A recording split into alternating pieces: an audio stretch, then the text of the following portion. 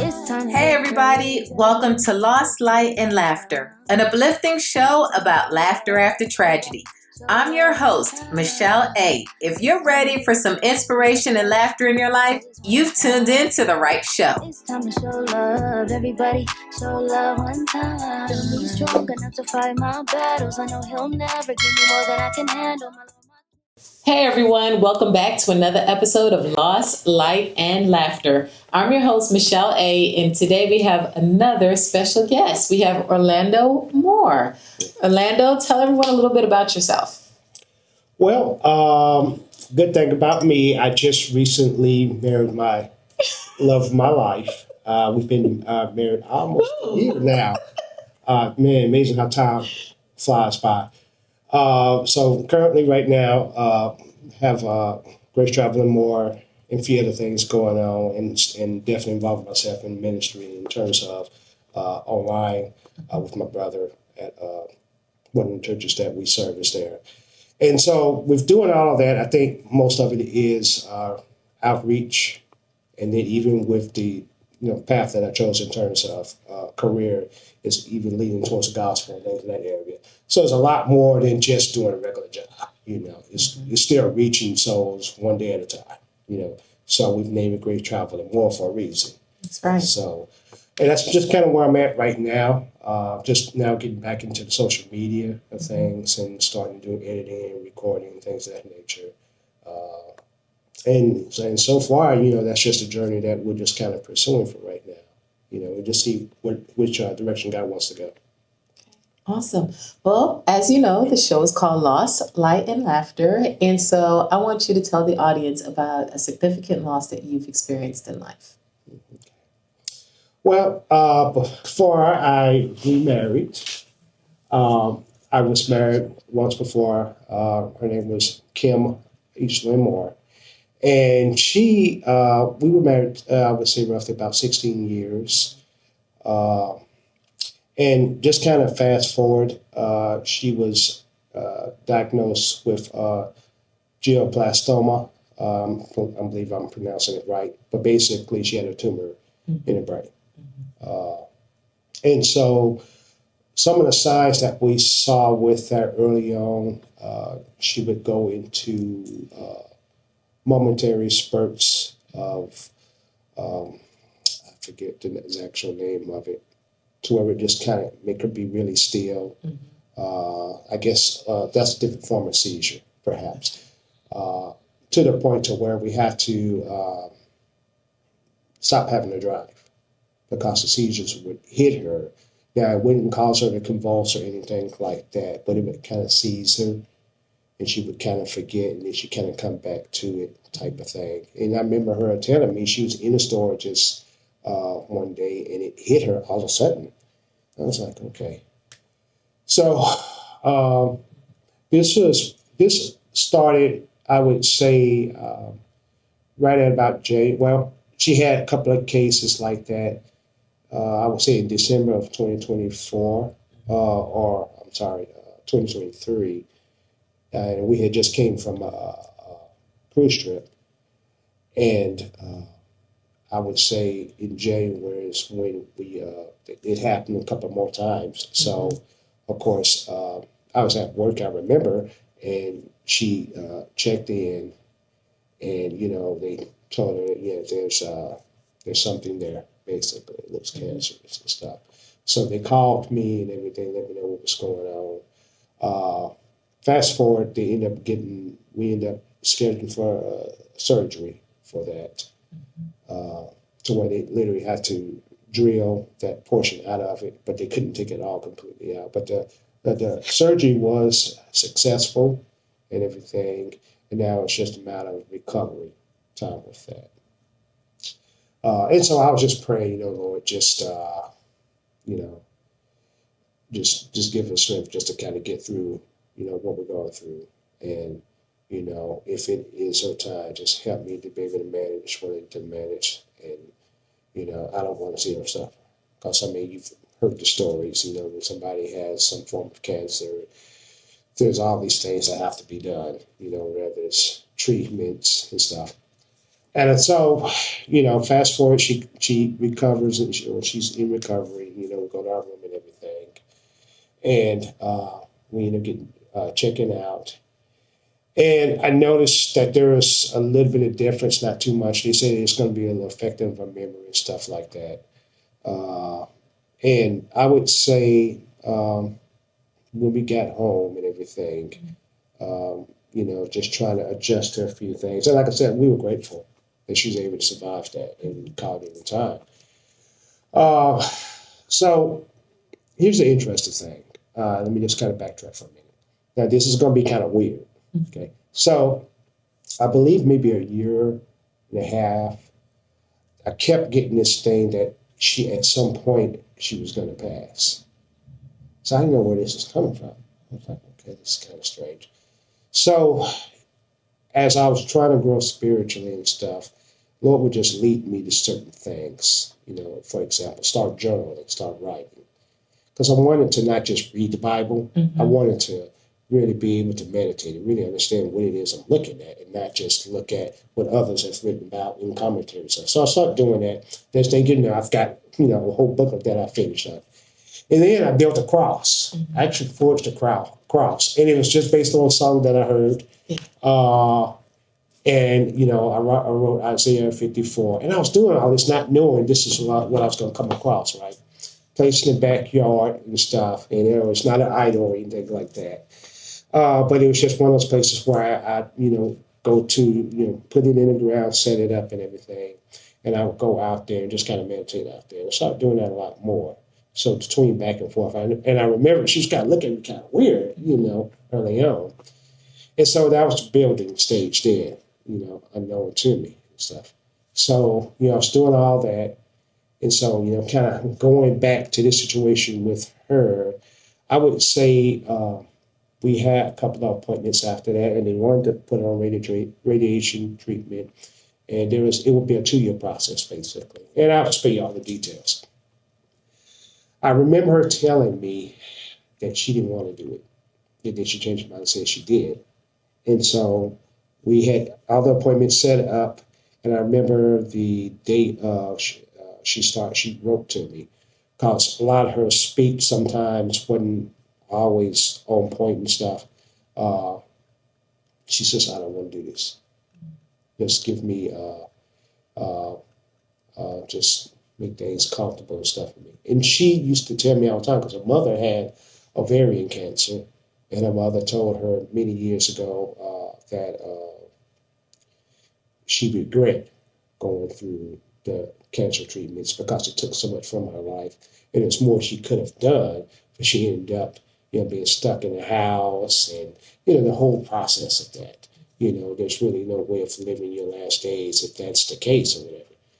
And so she remembers that. So I was like, okay. And so I remember we went to another doctor's appointment, and the lady, the doctor, man, she kind of chastised me a little bit. She looked at me, pulled me outside, and she was like, okay, she's going to need palliative care and stuff, but why you don't want to do this? I said, look, this isn't about me. I said, this is about her. This is what she wants to do. Okay, so the lady was aggravated at me. I felt a little bit disrespected, right? And I was like, okay. And I said, okay, I don't want to talk to her about this conversation we had because that's going to set her off. She's not in a good frame of mind. By this time, things had started changing to where she was winding down. She's talking less. And then she ended up getting sundowners, and that's something totally different because it's like you don't remember. You get stuck in certain words. It's crazy seeing all that. And I come from a hospital background, so I used to see this stuff all the time. So I know maybe not terminology, but when I see it, I was like, oh man. So I remember the doctor, she ended up telling everything we talked about to her while I'm there. So I'm looking at her like she's crazy. Didn't make things any better. So we went home. I know my wife, she was frustrated and stuff. And so about another week passed by, things had changed dramatically. So she was dwindling down. I would say from about February up until about probably May is the lifespan she had to where it wound down. And I remember she finally she had. I can laugh about it now, but I couldn't laugh then. So we had one particular day where she gained a lot of fear as a result of a lot of this stuff, and because she's not herself. You know what I'm saying? So that's to be expected. But it was like extreme fear to where those times I couldn't touch her at all. You know, and by this time we got on some more medicine because of just the depression she was getting and stuff like that. And I remember one particular night she just went off. And luckily it put stuff up and everything. And her understanding was totally gone. Like, she tried to kick me out the house. So she's walking around. She goes to the other room, another person standing there, and she opens the door. She's like, "I'm here, babe." So I'm serious, but I'm also laughing too. I'm like, "Man, what's wrong with her, right?" So, and again, I see this all the time. So, we get through that night, and we end up having to call a county hospital. Well, not county hospital, but one of the emergencies, because she was going into some form of psychosis, basically. But again, this is all medical. This isn't her. You know what I'm saying? We know where it was traced from. You know, so we ended up having to get her checked in. She didn't want to go. They had to medicate her. She's yelling, screaming, and stuff. I mean, it was tough. It really was. And like I said, I could laugh about it now, but I couldn't then. But, she would say certain things. I'd be like, I know she didn't say that, right? So we check her in. They get her situated. Doctors see her. She's mad. She's throwing stuff. And, she's playing that whole victim card consistent. Totally not her at all. And so I stayed a couple of nights with her. And so I left. And I think it was my brother, my dad, they were like, "You need to try to go home. You can't go home. You need to, right?" So I did that, prayed about it. I was just, Lord, just, help me to handle the situation because it's tough. And so I went back and I hit the door. She was just suffocating. And she was like, "Hey, how you doing?" And I was like, "Okay, thank you." So I went over there, I hugged her and everything. I was crying a little bit. Because I was like, "Man, okay, you good, you don't want to be," whatever the case is. So anyway, fast forward, got to palliative care, had their facility, had the regulated medicines. That all went well, but she slept a whole lot. But I stayed there regardless. I'm not going to have you out of my sight. So between getting off work or whatever, I'm going to go there. That's what I'm going to do. Got her home. About maybe 2 weeks later, she started declining to where she basically couldn't really walk anymore, or whatever the case is. And we had to kind of help her, clean up, had people there to help her clean herself and stuff. And I had to walk her to a bedroom because her legs was just going out. And so ultimately, there was had to get a different bed and all that stuff. And so I remember finally the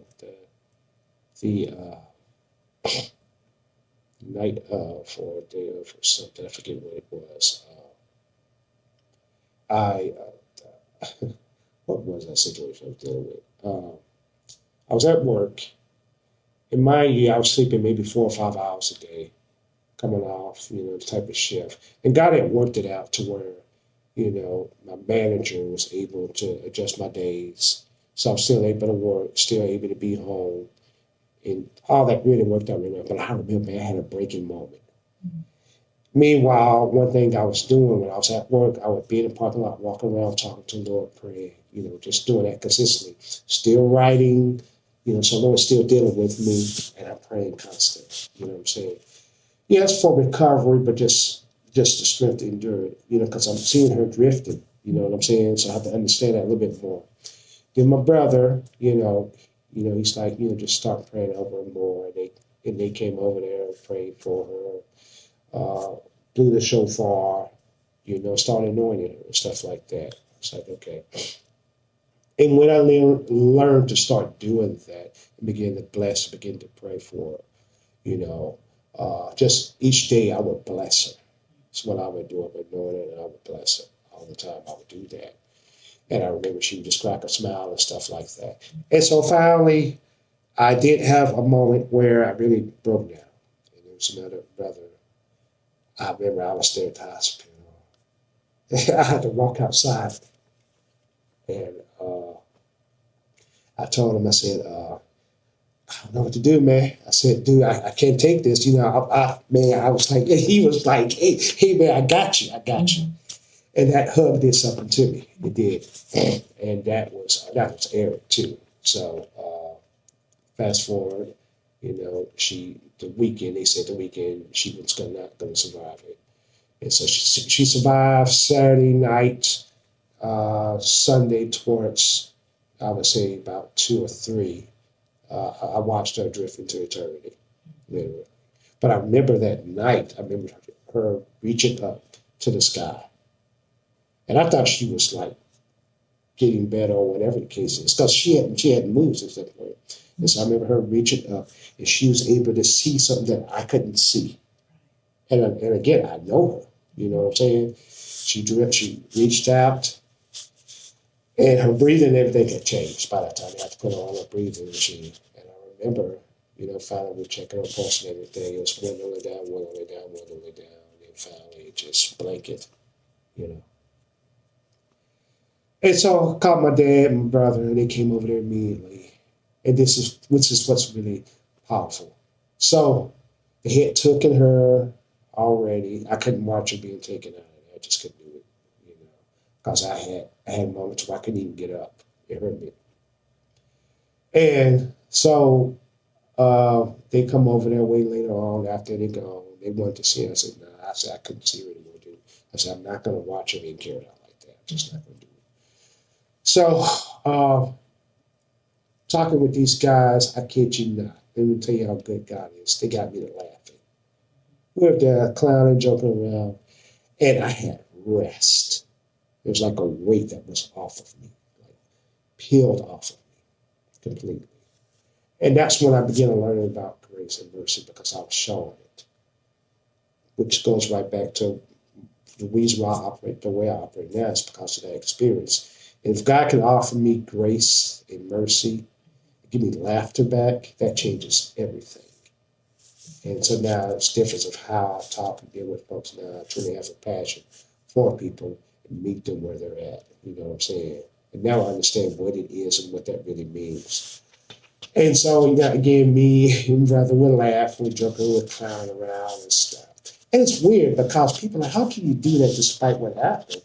Man, this is joy that God gives you. And knowing that she's in the arms of Christ now. And there was a picture I seen your first day in heaven meeting Jesus. And man, that did something to me. And I was like, yes, yes, yes. And all that time, I led her in the arms of Christ, blessing her, praying for her, being there for her, cleaning her, loving her, telling her I love you more than I love him. And I truly meant everything I said. And it changed my whole focus and perspective on a whole much stuff. So if I would say to anybody, the gift of God, it truly is great. I would say, yeah, love those that are around you more so, and just remember what God, this life that we have is a gift. It is. And what you do with it matters all that much more. And so everybody knows me to be joking and clowning around constantly. It's what I do. You know what I'm saying? So, and I remember my dad telling me, we have those moments, and you will, because he's a recipient of that. Because my mother passed away unexpectedly, and I think what really got me across that road is when I embraced my dad, and he embraced me. And that was a father-son bond together. It was what I needed. And that helped free me from so much stuff. It was like so many issues that I was dealing with before. That moment, pivotal of time, just changed to where now my whole structure changed. And, fast forward, now what can I do now? Now I'm ready, to change the world. So I know that's a lot. try to condense it down, but that's not where I'm at. Now, just hearing this story, especially with me being your new wife, and you can hear the sadness and the loss, and we've had this conversation before, and so the audience is hearing it now for the first time. Um, I hate to hear that you've gone through that kind of pain because you have such a soft heart, and to know that you were hurting at some point because you're watching your wife decline, Mhm. and there's nothing that you can do. So that part, it hurts to hear that.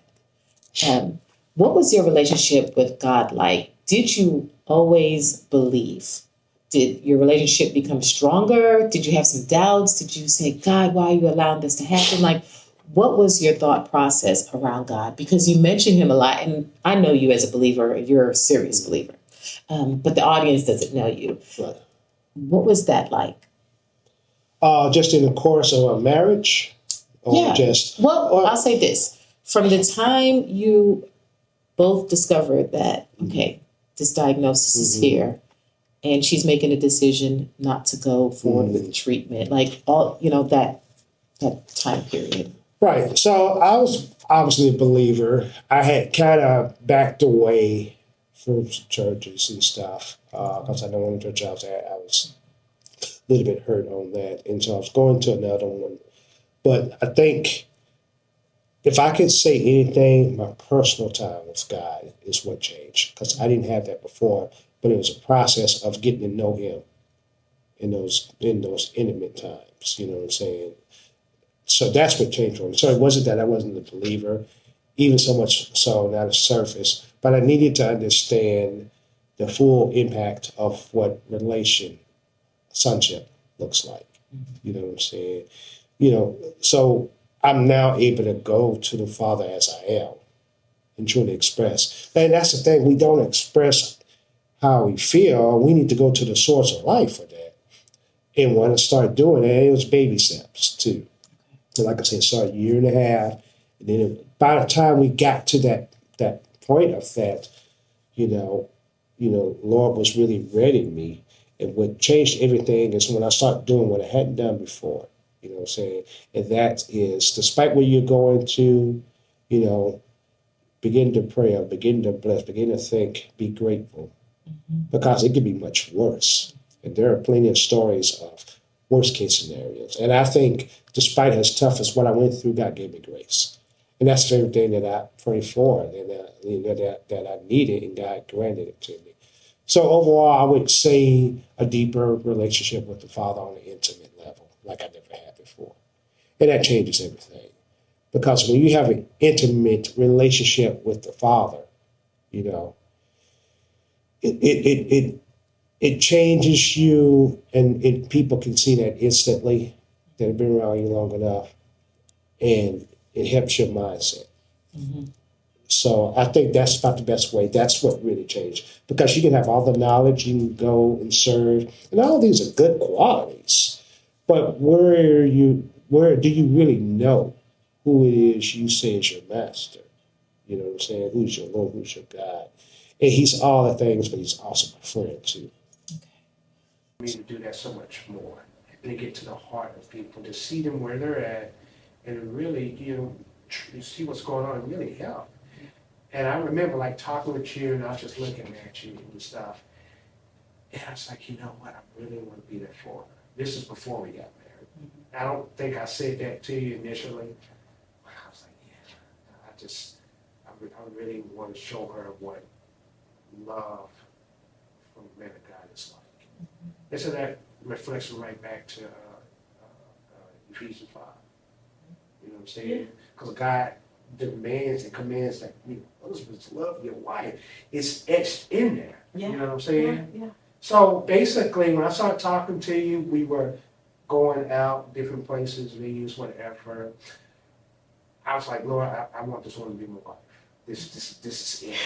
This gotta happen. You know what I'm saying? Yeah. And so, but I remember that part to start real quick. So we went to meet my parents. Yes, that was good. And so we sat down, and I remember my dad. He looked at me. He was like, and I was like, so Yeah, man. And my sister, my baby sister, she was like, "You smile the whole time." It's like, yeah, you look where I'm at. Of course I am. You know. Oh my goodness. So when you see that, man, it's awesome. It really is. Yeah. Yeah. So, what would you say to someone that recently lost their spouse and they're still grieving, which I think sometimes you'll grieve long and you may always grieve. What would you say to them to encourage them to let them know, okay, you'll be able to get through this? Uh, if I were talking to somebody that's grieving, I would hear their story. Mm-hmm. First of all, because everybody's grief is different. Yeah, absolutely. You know, how they passed and stuff. And I could, once they tell me stuff, I can relate to them on, what happened. So it's all about building a relationship first. Mm-hmm. And you can build a relationship in a small amount of time. You'd be surprised. People don't think, yes, you can. Right. You can. Because now you have commonality. So hearing what they have to say first and see where they're at spiritually. Yeah. And even before you end up and y'all go your separate ways, pray for them. Most people are okay with you praying for them. Right. That's not something that you should be afraid of because it's a good gesture. It lets them know you're thinking about them and stuff like that. I find if they're a believer, I would tell them really go to God and how you're feeling. Like seriously put it out there. That wherever you're at, put it out there. Whether you're angry or you're upset. You want to expose whatever's inside you out, but you need to do it in the presence of God. Amen. So don't do it at a church scene. You need to find a place by yourself and get it out there. God can take it. Yeah. Now I know this seems counter to modern church belief, but guys, actually, he talks about the scripture, taking our yoke and our burdens and heavy laden, and I'll give you rest. What does that mean? Right. He can take your yoke and your burden. Yeah. But the problem is, we isolate ourselves Mm-hmm. and we don't think people understand. Mm-hmm. And so we think, we've been told, I can do bad by myself. That is probably the biggest lie ever. And I understand isolation. Right. And that's another process of healing. Yeah. You cannot be stuck somewhere at home. You need to get out there and start doing something. Yeah. You know what I'm saying? Yeah. I'm not saying the pain's gonna go away right away, but it will get easier. And then serving. What does that look like? So there's a category of things, and it's funny you say that because I dealt with the lady before, and we spent a great amount of time, and I just kind of seen where she was at. But I let her spend about the first hour and a half talking and just getting it out there to a complete stranger. They need to be able to vent. Right. Because and then you validate them. Yeah. Those are the first two things. They vent, they get validation. They're very right to feel how they feel. That's good. It's not like you're a counselor, but everybody deserves a right to be validated. Yeah. Even if their decisions is bad, you can't help feel how you feel, but how you go along with it. So that's where I would start at first. You'd be surprised the healing that comes from that. Because there's things that you've been wanting to talk about that you can't talk to anybody. But here comes this complete stranger that's hearing you out. And that's how you build communication. And then finally, kind of fast forward, there is a follow-up. You gotta have a follow-up. That's really good, y'all. So if you have a follow-up, if you're checking on them, even if they don't return your calls, leave a message or a text. Hey, been thinking about you. Want to see how you're doing. I've been praying for you. It's things that, and I say that because that was exactly what happened to me. There was a brother that I know. He didn't know me like that. He didn't spend a lot of time. He was a very great individual that just consistently followed up. And the conversation went long. But man, I appreciate that. Because it lets you know that he cares. Absolutely. Amen. That's really good. I appreciate you coming on the show and sharing your story. It's just been a true blessing. Tell the audience, if there may be a guy out there that's going through some grief right now, maybe he just lost his wife and he wants someone to talk to, someone that he can relate to, how can they find you? Okay, sure. Well, you can go either on Facebook, Orlando Moore, or OV Ministries. If you type in OV Ministry, or even Grace Travel and More, you can connect with all three of those. So it's OV Ministries.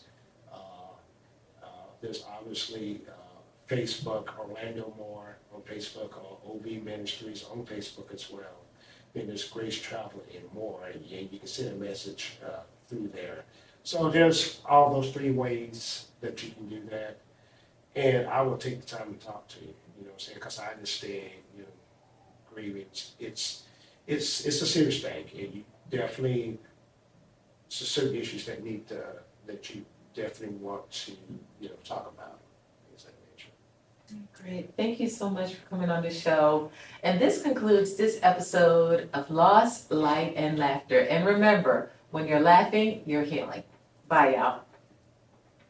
I'ma show love, everybody show love one time. Feel me strong enough to fight my battles. I know he'll never give me more than I can handle. My Lord, my King, the one that I do love. He sends his love down from up above. My faith, my strength, and all that